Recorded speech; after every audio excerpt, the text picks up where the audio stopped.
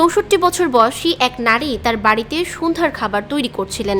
সে সময় হুট করেই তিনি তার উরুতে তীব্র ব্যথা অনুভব করেন এবং দেখতে পান বিশাল আকারের এক অজগর তাকে পেঁচিয়ে ধরেছে। সাউথ চায়না মর্নিং পোস্টের খবরে বলা হয়েছে, থাইল্যান্ডের ব্যাংককে ঘটেছে এই ঘটনা। অরম অরুণরোজ নামে ওই নারী বলেন, আমি কিছু পানি নিতে ধরছিলাম এবং তখন বসে পড়লে তৎক্ষণাৎ সাপটি আমায় কামড় দেয়। আমি তাকিয়ে দেখি সাপটি আমায় পেঁচিয়ে ধরেছে।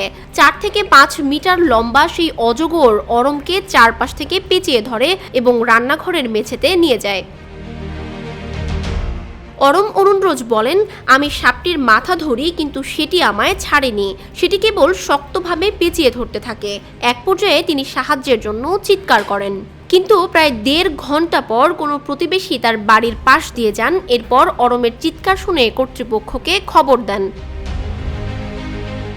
অনুসর্ণ অংমালে নামে পুলিশ জানান, আমি পৌঁছানোর পরেও দেখি ওই নারী দরজার দিকে ঝুঁকেছিল।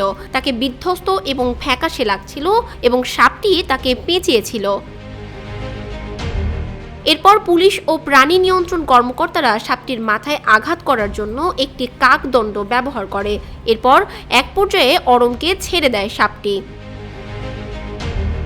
সাউথ চায়না মর্নিং পোস্ট বলছে, ওই নারীকে প্রায় 2 ঘন্টা পেঁচিয়ে ধরেছিল সাপটি। শেষমেশ অরমকে চিকিৎসা দেওয়া হয় এবং বর্তমানে তিনি সুস্থ আছেন।